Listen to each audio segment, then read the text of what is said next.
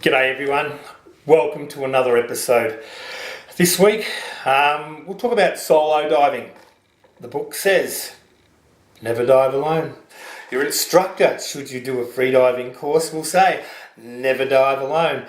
Brett says, never dive alone unless you want to.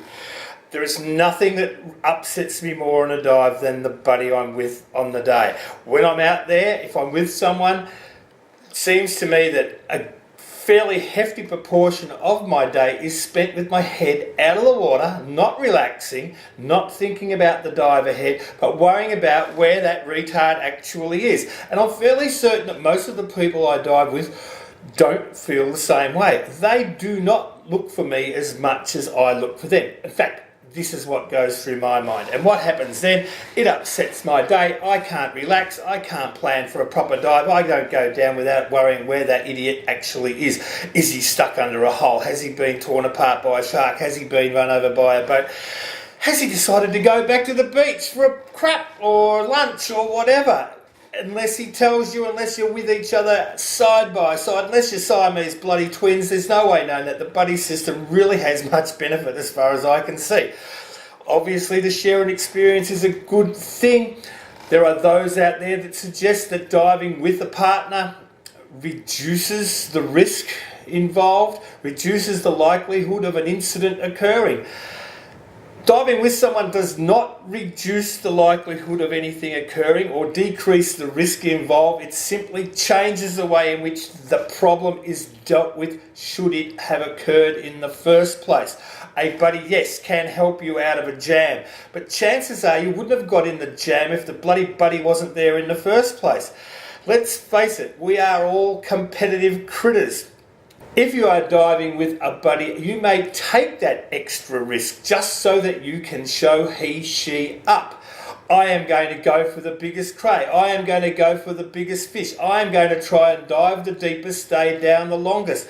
I may even do this because I think that the buddy up there may be able to help me should I get into difficulty.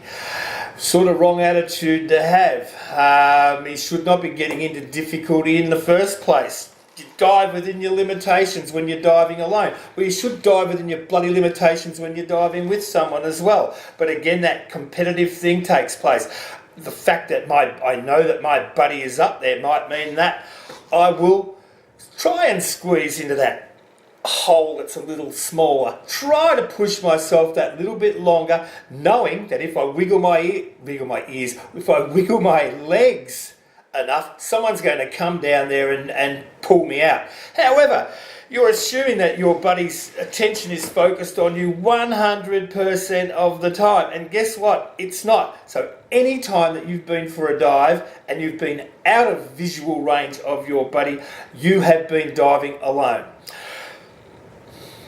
I'd say that 99.99% of people dive by themselves at some stage. Your instructor, godlike creature as he is, will stand in front of you and preach the gospel. Don't dive by yourself or shit will happen. Fairly well certain as soon as you all go home, he'll go out there and have a splash all by himself, relieved of the burden of having to deal with you. Have a peaceful, relaxing, enjoyable dive without having to constantly lift 10 kilo of head out of the water to make sure he can find where that retard is during a splash. If you're a boy, you're going to be competitive with the other boy. Again, you will push it. But it's even worse if you are diving with a girl, because you will show off, and a show off will get into difficulty. Nothing kills quicker than ego. If you're diving by yourself, you have limits. We've mentioned before, you don't go below those limits unless you're trying to be in a competition situation. And this is not a competition situation. You're not in a competition with yourself. Dive within your limits. Make it fun. Again, if it's not fun, you're doing it wrong. I see nothing wrong with diving alone. I see nothing wrong with diving alone anywhere. Anywhere I dive by myself is somewhere that I will dive with somebody else as well. I will just be less encumbered by having to keep my eye open. As I said, it is funner to dive with someone, but the fact that someone can't come with you does not mean that you should not enjoy the dive. And no one twists your arm. If you don't want to go diving by yourself, don't go. If you do want to go diving by yourself, be aware of the repercussions. If something happens to you, there will be no one to help you. However, if you dive alone, it is possibly less likely that something will go wrong because you're not showing off.